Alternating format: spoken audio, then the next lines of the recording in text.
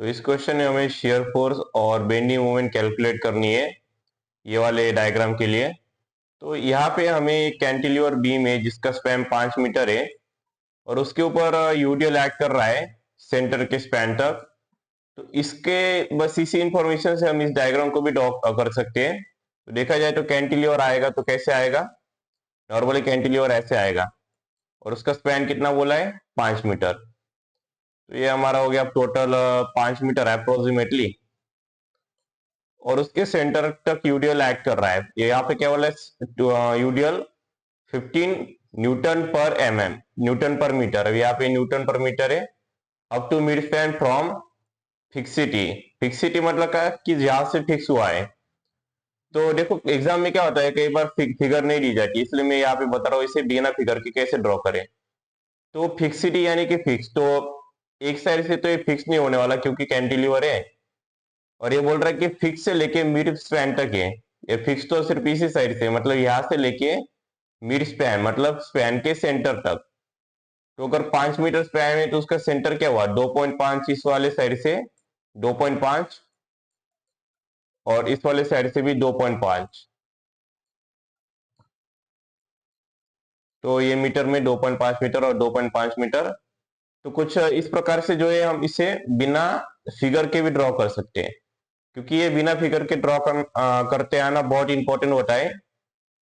तो देखते हैं सबसे पहले हमें क्या है, यहाँ पे रिएक्शन कैलकुलेशन करना है। तो रिएक्शन कैलकुलेट करते हुए, और हाँ एक और चीज, यहाँ पे क्या है कि ये जो फिगर है इसमें ये यहाँ पे क्वेश्चन बोला है न्यूटन पर मीटर, तो ये एक्चुअली न्यूटन पर मीटर नहीं होता, ये थोड़ी सी यहाँ पे मिस्टेक है। एक्चुअली ये किलो न्यूटन पर मीटर होता है, किलो न्यूटन पर मीटर। तो यहाँ पे क्या है कि वही चीज फिगर में भी यहाँ जो लिखी गई है न्यूटन पर मीटर, ये actually kilo Newton per metre है। तो उस चीज का ध्यान रखना। तो पहले हम देखते हैं रिएक्शन कैलकुलेशन। अब रिएक्शन कैलकुलेशन में क्या होता है, जहां पे सपोर्ट्स होते हैं सिर्फ वहीं पे रिएक्शन आते हैं। तो बी के साइड में तो कोई सपोर्ट नहीं है, सी में भी कोई सपोर्ट नहीं है, लेकिन ए में सपोर्ट है। कौन सा सपोर्ट है, जो फिक्स्ड एंड है यहाँ पे, ये यहाँ पे सपोर्ट है। तो यहाँ पे हमें क्या करना है, आर ए।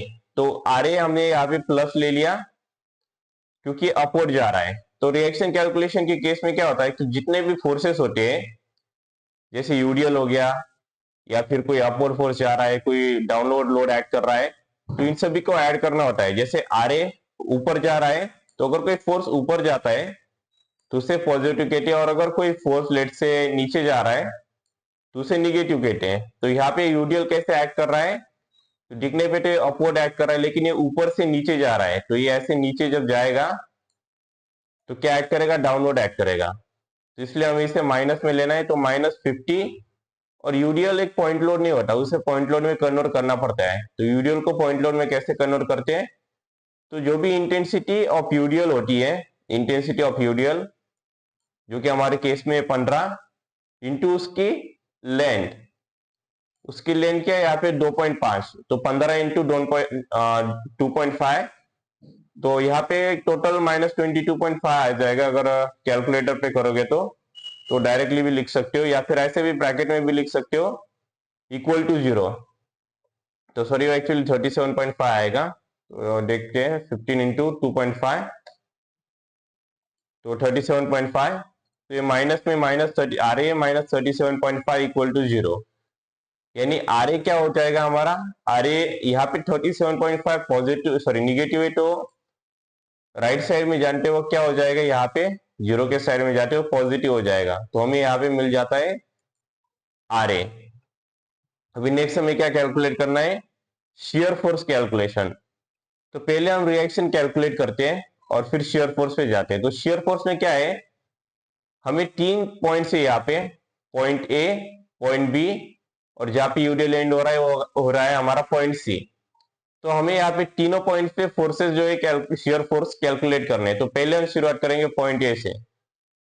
तो पॉइंट ए में क्या है, हमें यहाँ पे देखना है कि, तो यहाँ पे शियर फोर्स कैलकुलेशन में क्या होता है कि हमें यहाँ पे पहले ए से शुरुआत करनी है।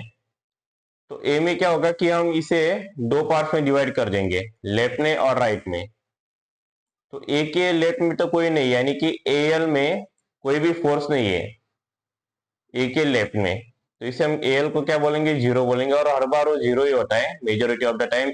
ए के राइट साइड में यहाँ पे आर ए एक्ट कर रहा है, कैसे एक्ट कर रहा है, अपवर्ड जा रहा है, तो ऊपर जाने वाले को क्या कहते हैं, पॉजिटिव कहते हैं। जैसे कि अगर कोई ऊपर जा रहा है हॉस्पिटल में लेट से, तो हम उसे अच्छी दुआई देते हैं कि अच्छा व्यक्ति था, और उसे अच्छा ही बोलते हैं। तो इसी से याद रखना कि ऊपर जाने वाला पॉजिटिव होता है और नीचे आने वाले को निगेटिव ही बोलते हैं। खैर, तो यहाँ पे हमें ए की वैल्यू क्या मिलेगी, फिर आर ए, तो आर ए कैसे की वैल्यू क्या है, 37.5 पॉजिटिव है। नेक्स्ट है सी, तो यहाँ पे एक्चुअली क्या है कि यहाँ पे ए एल और ए आर के हिसाब से होता है। अगर ज्यादा अभी जैसे बहुत सारे कैलकुलेशन आती है ए बी सी डी, तो ज्यादा स्पैम जब होते हैं तो उस टाइम में यहाँ पे प्रॉपरली लिखते हैं ए राइट, ए लेफ्ट, सी राइट। लेकिन यहाँ पे सिंस ज्यादा कैलकुलेशन तो है नहीं, इसलिए हम इसे डायरेक्टली भी लिख सकते हैं ए बी और ए सी और बी। तो यहाँ पे हम नेक्स्ट सी का देखते हैं।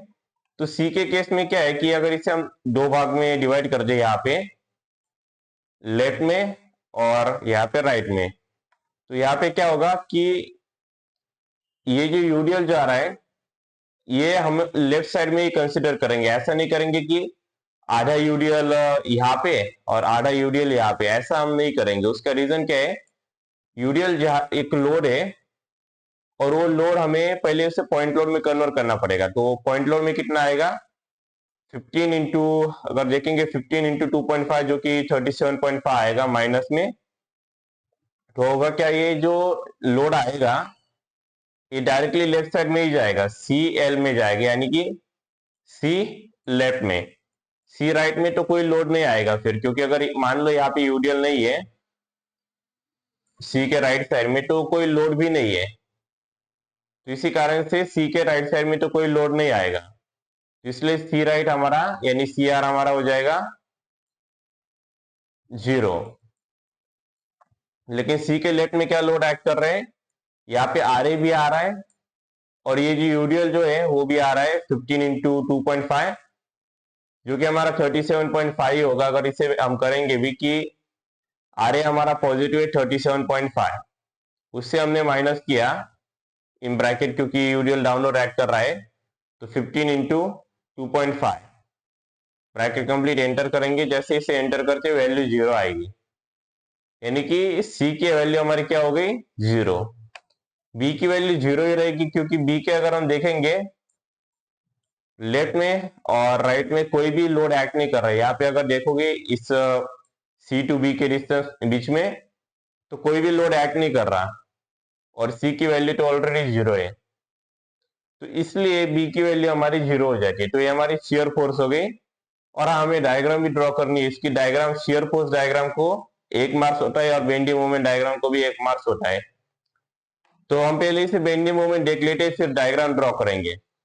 बेंडिंग मोमेंट में क्या है कि बी जो है हमारा, बी यहाँ पे डायरेक्टली यहाँ पे भी देख सकते हैं, उसका फ्री एंड है, तो फ्री एंड हमेशा 0 ही होता है।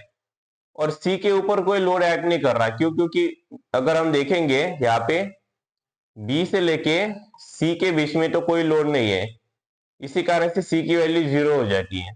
तो हम यहाँ पे कैलकुलेशन भी करेंगे तो 0 ही आएगा। लेकिन ए के केस में क्या है, यहाँ पे अगर हम देखेंगे बी की वैल्यू तो 0 है, सी की वैल्यू भी 0 है, लेकिन यहाँ पे यूडीएल एक्ट कर रहा है। कैसे एक्ट कर रहा है, डाउनलोड एक्ट कर रहा है। और बेंडिंग मोमेंट में हम बस एक ही डिफरेंस है, बेंडिंग मोमेंट और शियर फोर्स में सिर्फ एक ही डिफरेंस है। शियर फोर्स से हम क्या करते हैं, लोड हम बस लोड जो है सारे के सारे लोड्स को ऐड कर देते हैं, summation of all loads. Bending moment में क्या करते हैं, जितने भी लोड्स होते हैं उनको उनकी लेंथ के साथ मल्टीप्लाई किया जाता है। मान लो यहाँ पे अगर 2 किलो न्यूटन का लोड होता सेंटर में, तो यहाँ से 1.25 प्लस हम सिंस ए से कैलकुलेट कर रहे हैं, तो 1.25 का ए से लेके कितना डिस्टेंस होता, तो यहाँ पे 2.5 अगर हम ऐड करेंगे 1.25 प्लस 2.5 तो 3.75 कुछ आंसर आएगा इसका। तो उसकी लेंथ हो जाती है। लेंथ बेसिकली लेंथ बोल लो या फिर डिस्टेंस बोल लो, उस पॉइंट से, जिस पॉइंट से हम कैलकुलेट कर रहे हैं, तो बस वही एक चीज एडिशनल ऐड होती है। तो यहाँ पे क्या है, ए के ऊपर सिर्फ एक ही लोड एक्ट हो रहा है, वो है यूडीएल का 15 किलो न्यूटन पर मीटर, तो एक्चुअल न्यूटन मीटर नहीं है। तो यहाँ पे हमें इसे यूडीएल को पहले पॉइंट लोड में कन्वर्ट करना पड़ता है, और यूडीएल जब पॉइंट लोड में कन्वर्ट होता है तो इस सेंटर पे ऐड करता है, उस पैन के सेंटर में, मतलब कि उन दो पॉइंट्स के सेंटर में, जैसे पॉइंट ए से लेके पॉइंट सी के सेंटर में ऐड करेगा। सेंटर का आएगा तो 2.5 का हाफ जो आएगा, जो 1.25 आता है, तो इसे मैं हाफ करता हूं, डिवाइडेड बाय 2। तो यहाँ पे 1.25 में ये आएगा, मतलब कि ए से लेकर उसका डिस्टेंस कितना हुआ, 1.25 मीटर। तो यूडीएल को पॉइंट लोड में कैसे कन्वर्ट करते हैं, तो मैंने शुरुआत में बताया था, इंटेंसिटी ऑफ यूडीएल इनटू उसकी टोटल लेंथ कितनी है, टोटल लेंथ। तो यहाँ पे यूडीएल की इंटेंसिटी कितनी थी, 15, उसकी टोटल लेंथ कितनी है, 2.5। तो हमारा आंसर क्या आएगा, सिंस से डाउनवर्ड ऐड कर रहा है तो माइनस का साइन आएगा, नीचे आने वाले निगेटिव और ऊपर जाने वाले पॉजिटिव। जस्ट लाइक कि अगर कोई हॉस्पिटल का एग्जांपल से याद रख लेना कि अगर कोई हॉस्पिटल में मर रहा है तो उसे गाली नहीं देते, उसे अच्छा ही कहते कि अच्छा व्यक्ति था, अब भले वो हो या ना हो, इससे कोई मतलब नहीं। तो यहाँ पे 15 इंटू 2.5 इंटू, ये तो हो गया हमारा 15 इंटू 2.5 लोड हो गया, क्योंकि अभी इसे हमने पॉइंट लोड में कन्वर्ट किया, इंटू उसके डिस्टेंस कितना हुआ, ए से लेके उसके डिस्टेंस 1.25, क्योंकि सेंटर पे ऐड करेगा। तो 2.5 का सेंटर क्या होता है, 1.25। बस हमें इसे सॉल्व करना है, तो इसके लिए मैं कैलकुलेटर लेता हूं, माइनस, तो इसे मैं -15 इंटू 2.5 इंटू 1.25, तो हमारा आंसर यहाँ पे आता है 46.875, ये निगेटिव में आएगा। अब मैं इसका डायग्राम कैसे ड्रॉ करते हैं वो भी बताऊंगा, पहले हम एसएफडी का डायग्राम देखते हैं। तो एसएफडी का डायग्राम में बी की वैल्यू और सी की वैल्यू 0 है, ये तो हमें पता है, सी और बी हमने कैलकुलेट किया तो 0 आया। ए की वैल्यू क्या है, पॉजिटिव 37.5।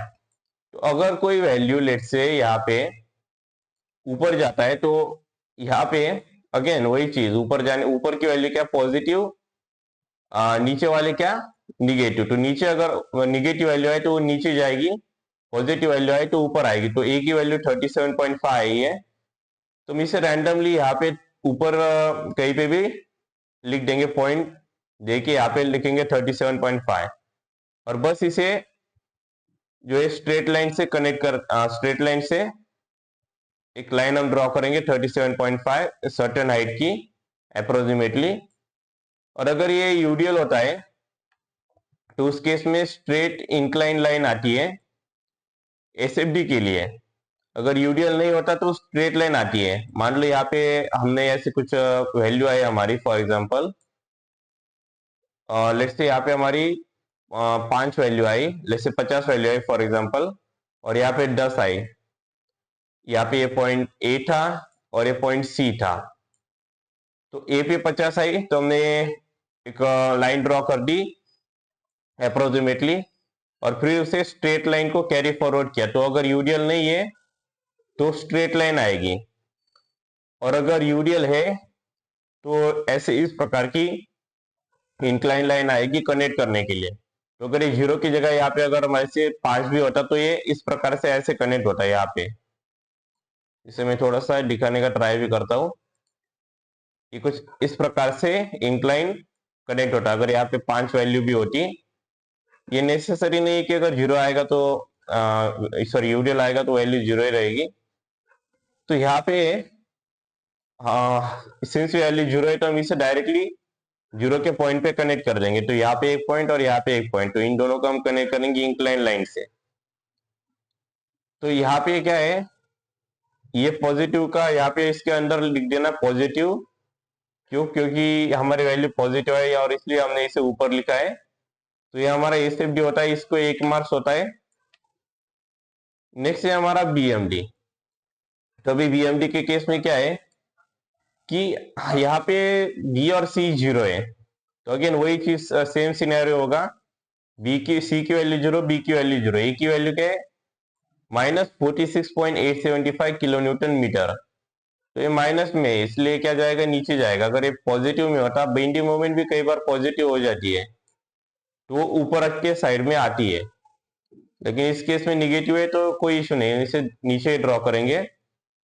तो बेंडिंग मोमेंट के केस में क्या होता है कि अगर यूडीएल आ जाए किसी पॉइंट पे, जैसे अभी यहाँ पे यूडीएल आए, तो हम इसे कर्व लाइन में ड्रॉ करते हैं। अगर यूडीएल नहीं हुआ तो हम इसे इंक्लाइन लाइन से कनेक्ट करते हैं। तो लेट से यहाँ पे 5 किलोमीटर लोड है और यहाँ पे 10, लेट से यहाँ पे 15 है, तो हम इसे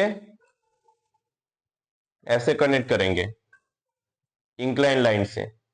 अगर यूडीएल उसी जगह पे, अगर यहाँ पे यूडीएल आ जाए लेट से, तो इसे मैं डिफरेंट कलर से लेता हूं। तो हम इसे कुछ कर्व लाइन से फ्री हैंड स्केच ड्रॉ करना है अभी। यहाँ पे कुछ स्केल भी लेने की जरूरत नहीं, तो इसे कर्व लाइन से ड्रॉ करेंगे। किसके केस में, बीएमडी के केस में। अगर यहाँ पे यूडीएल आए तब कर्व पोर्शन आएगा, यूडीएल नहीं होगा तो स्केल का यूज करना प्रॉपर इंक्लाइन लाइन को ड्रॉ करने के लिए। तो यहाँ पे हमारा वैल्यू क्या है 46.875। तो हमने इसके अंदर यहाँ पे निगेटिव ये डालना जरूरी होता है, निगेटिव लिखना। कई पर लोग इसे हैचिंग भी कर देते हैं कुछ इस प्रकार की। तो देखा, हैचिंग नहीं किया तो भी चलता है, कोई इश्यू नहीं होता। कर भी दिया तो भी कोई इश्यू नहीं है, लेकिन मैं ये रिकमेंड करता हूँ कि हैचिंग मत करो, उससे थोड़ा सा टाइम वेस्ट होता है।